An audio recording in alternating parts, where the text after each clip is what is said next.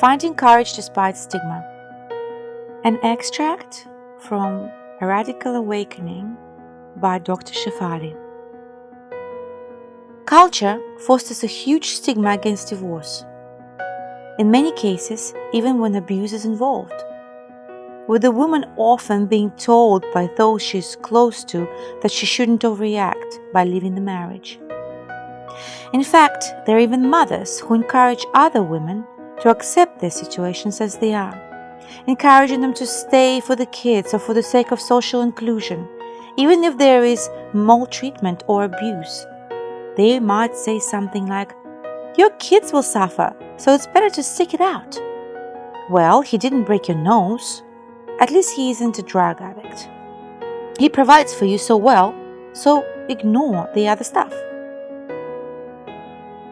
Such suppression of our truth creates an inner split, and we stop trusting ourselves, abandoning our inner knowing as the real trauma.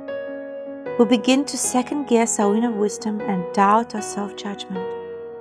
We all know how we can sense when something is wrong, but culture has us making all sorts of distorted excuses for our reality. Culture, remember, thrives on controlling us through guilt and fear. By stigmatizing our choices, culture engenders so much terror in us that we end up not taking action in the ways we intuitively know to take.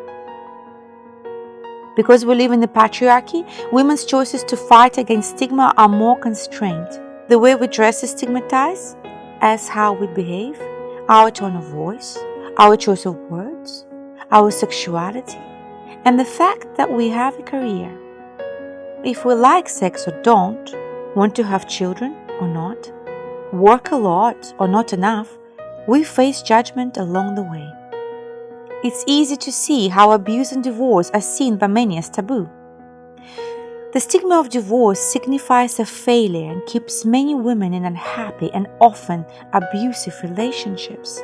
There is a strong stigma around the label abused, among as much as there is around the label of divorcee.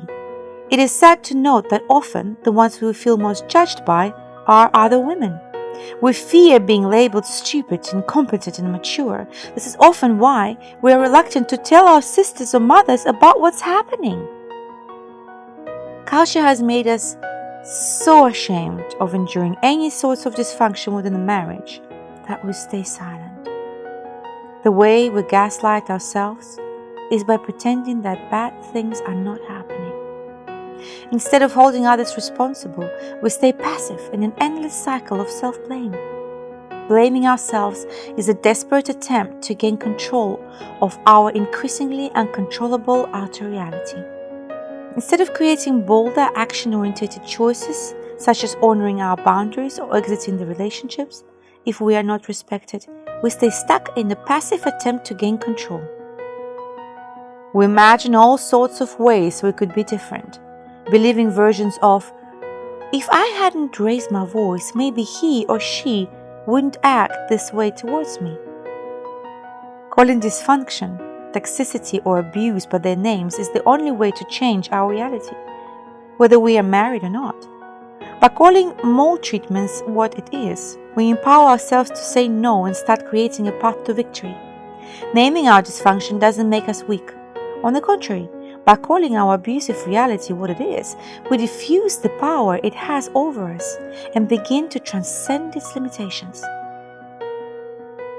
If you are reading this and realizing that you have been living a life where you aren't honored, it's time to pick up the phone and call someone, either a friend or a professional. It's time to share your experiences for what they are, without embellishment of self-blame. When you do, you begin to take the reins into your own hands. The awakened woman understands that her sons, brothers, and male partners face stigma too, especially when they are abused and may need to leave a marriage, which happens to more males than people realize. When an awakened woman raises her sons, she remembers to counteract the harsh messages they might receive from the patriarchy, reminding them to stay in their heart and to honor their authentic self.